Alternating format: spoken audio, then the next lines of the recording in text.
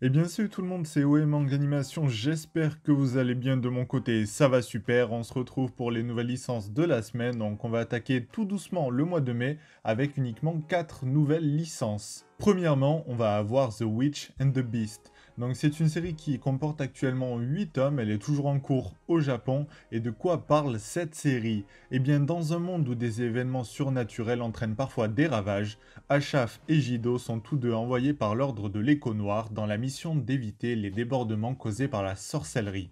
Si Achaf, magicien affable et chevronné, accomplit ses tâches de bonne grâce, Jido semble nourrir un dessein plus personnel lié à une sorcière en particulier. Avec la vengeance pour moteur, cette bête enragée ne pourra être entravée dans sa chasse. Donc ça a l'air d'être assez intéressant déjà je trouve, la couverture magnifique, ça a l'air d'être dans un univers peut-être un petit peu anglais, on dirait, selon les constructions des bâtiments derrière. Mais en tout cas, c'est une série qui a l'air super intéressante que nous propose Pika. Toujours le 5 mai, on a une nouvelle série, Parasite Reversi. Donc je ne sais pas exactement comment se prononce cette série. Je suppose déjà qu'elle ne sera pas au même format que Parasite, vous savez, la réédition de chez Glénat, puisque le prix n'est pas le même. Celle-ci est uniquement à 7,60 €. Et donc déjà aussi à savoir, ce n'est pas par l'auteur de Parasite directement, c'est par Iwaki Itoshi. Cet auteur-là nous propose Fukami, qui est un inspecteur de police à qui on ne la fait pas. Chargé d'enquêter sur une véritable boucherie de morceaux de cadavres, il sent tout de suite que quelque chose cloche avec Tatsuki, son jeune témoin. Il est trop calme, bien trop calme, et il a des raisons d'être calme ce garçon quand on connaît sa famille. Donc ça a l'air d'être assez intéressant, c'est une série en cours avec déjà 6 tomes, ce qui est plutôt pas mal. Et donc ça va reprendre l'univers d'Hitoshi Iwaki dans Parasite avec une série parallèle. Après ça, on a une série de chez Doki Doki, une série courte en 3 volumes qui se prénomme Tetsu et Doberman.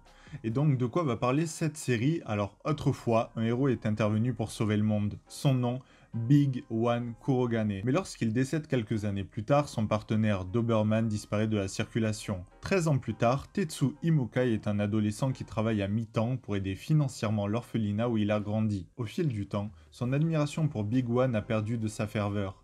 Quand il apprend que son orphelinat doit être rasé pour faire place à un nouveau projet immobilier, il décide d'aller tirer les choses au clair avec le propriétaire du terrain, qui s'est entouré d'hommes peu recommandables. Tetsu ne tarde pas à se retrouver en mauvaise posture, c'est alors que surgit Doberman, l'ancien partenaire de Big One Kurogane. Personnellement, c'est une série qui ne m'attire pas plus que ça, mais je pense qu'elle saura quand même trouver son public. Et donc, on va déjà conclure cette série avec une série aux éditions Mana Books qui vont nous proposer Angels of Death. Donc, c'est une série qui a été également publiée en animé si ça peut vous intéresser. Personnellement, je l'avais juste commencé, mais je ne l'avais pas fini.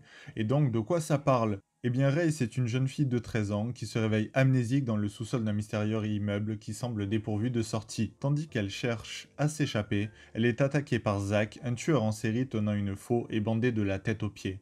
Désespérée, elle accepte de mourir. Mais Zack a une proposition à lui faire avant de la tuer. Un pacte macabre qui fera d'eux des partenaires. Quel est donc cet endroit? Dans quel but ce bâtiment a-t-il été scellé? C'est le début d'une course haletante entre la vie et la mort. Donc je pense que ça peut être assez intéressant, je ne connais pas exactement comment va être le développement des personnages. Déjà c'est une série qui va comporter 12 tomes, donc normalement elle devrait être bien développée, je pense que le scénario sera quand même bien posé dans cette série-là.